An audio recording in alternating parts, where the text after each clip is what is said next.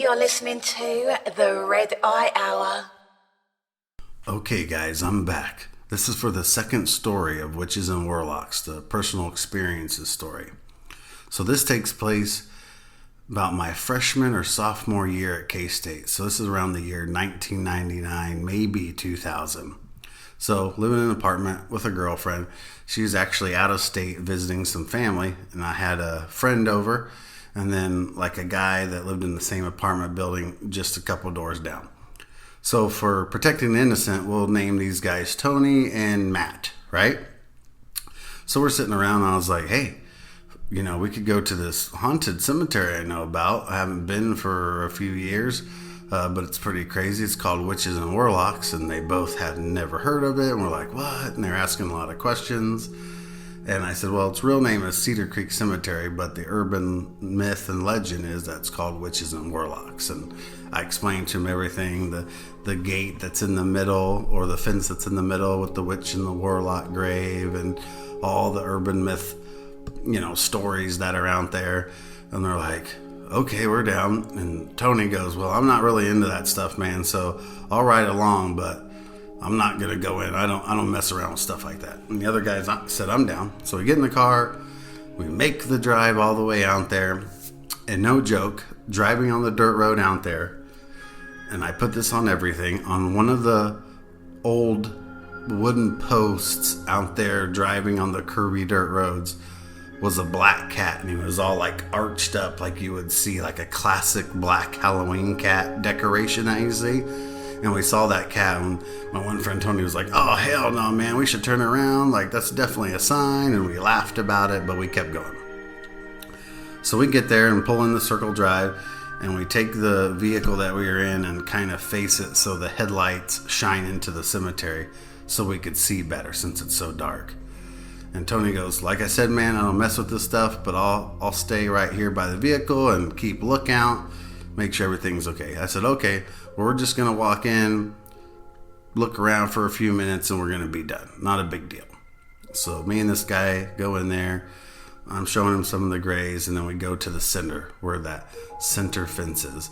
And we bend down, like squat down, and have our hands on the iron fence. And the guy goes, we're here not to disrespect, I just want to check it out. And he was like saying this saying to the spirits, I guess, so they wouldn't be mad. And I was just kind of looking at him like, okay. So as we're sitting there and we're kind of talking low, and I'm telling him about it, we hear the sounds of footsteps coming from the back of the cemetery, like twigs snapping, and like somebody's walking through leaves but very slow.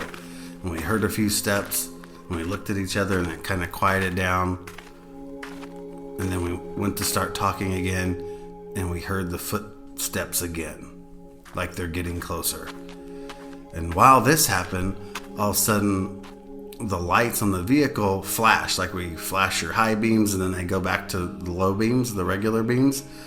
And we didn't know why Tony did that, because he didn't holler or anything.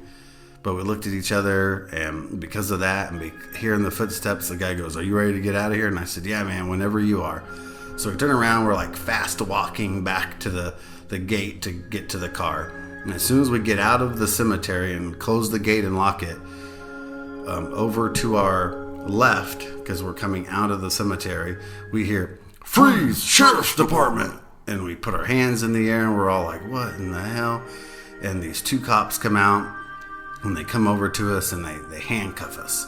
And we're standing there, and this is on Halloween, and it can get cold on Halloween here in Kansas. It can get bitterly cold sometimes, especially because you're about to go into November.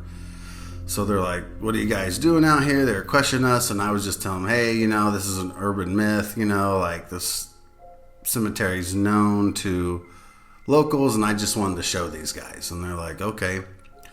And so the one cop standing in front of us with a flashlight, keeping an eye on us, and they had patted us down. And my one friend had, which we didn't even know about this, my one friend had what they call a dugout and like a one hitter, but it was completely empty, didn't have anything in it.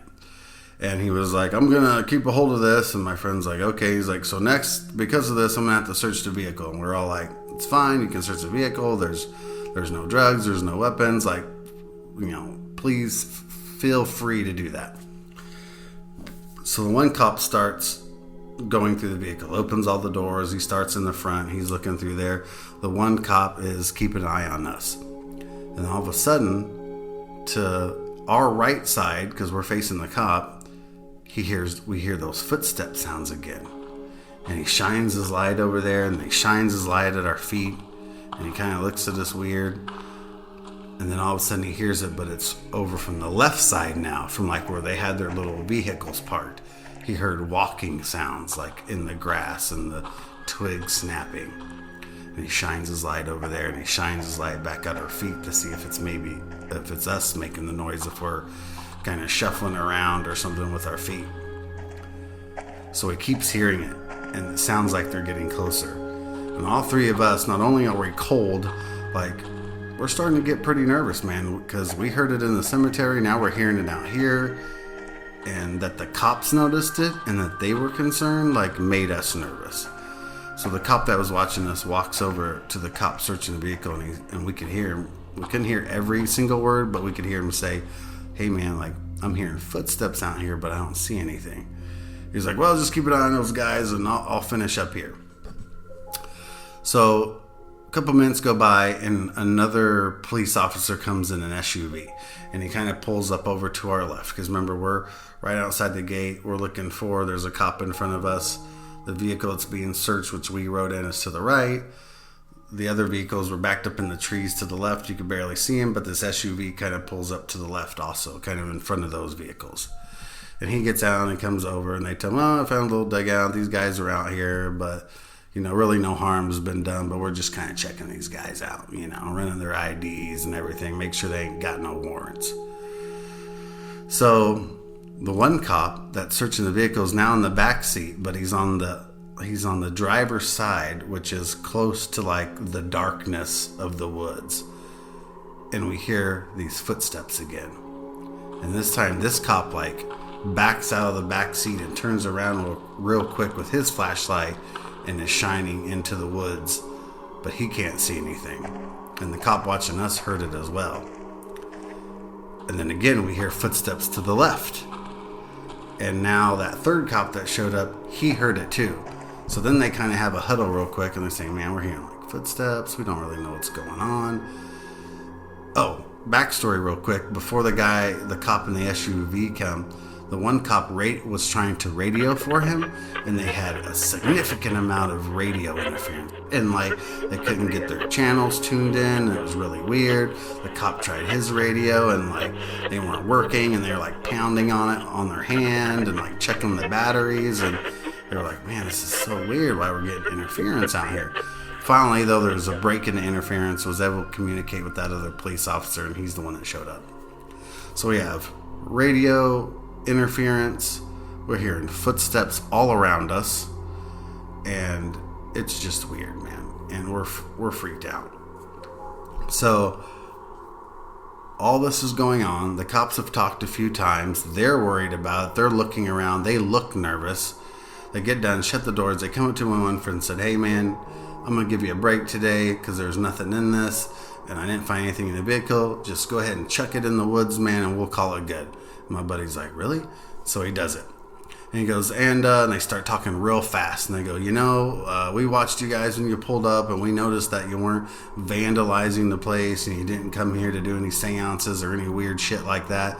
So we know you guys were just checking out, and we appreciate that. But the rules to this place are," and I know there's no signs or anything that indicate this, but once sunset hits, it's trespassing to be out here. And we are like, "Really? I didn't even know that." He's like, "Yeah, so you guys are good to go. We patrol this especially on Halloween because people like to come out here and do weird stuff and graffiti and try to break the headstones and party and leave trash, and we just try to keep people out of here." And we're like, "Yeah, we totally understand." He's like, "So why don't you guys go ahead and get in your vehicles and just get out of here, man." And so they all got us out of our cuffs, and we piled back into the vehicle, and we took off. And the one cop that was in the SUV, he took off also, and the other cops went back to their vehicles, which were sitting back kind of in the trees right there, to surprise people coming out there like they did to us. So that was really crazy. We never physically saw anything, but we heard things and we felt a presence. The police heard the footsteps, and at any moment, especially with the cop that was searching the car when he was on the driver's side, like close to the darkness of the woods, those footsteps were so close that we thought at any minute like we were gonna see what was making those footsteps and like something grab him maybe. That's what we thought. It never happened, but that's what we thought. And the fact that it sounded like we were being surrounded with the footsteps. They were coming from all directions. It was super crazy. Luckily, nobody got hurt. They let us go. All was good. But that's the second story of my personal experience out at Witches and Warlocks. So guys, I hope you enjoyed the two stories. I hope you enjoyed part 3 with the history and the background and the urban myth stories. Thanks for joining me on this ride on the Red Eye Hour, and I'm glad to be your captain. I love telling these stories to you guys, and just hold on tight, and the part 5 will be coming out soon, and we'll talk to you guys later. Goodbye. Thanks for flying with the Red Eye Hour.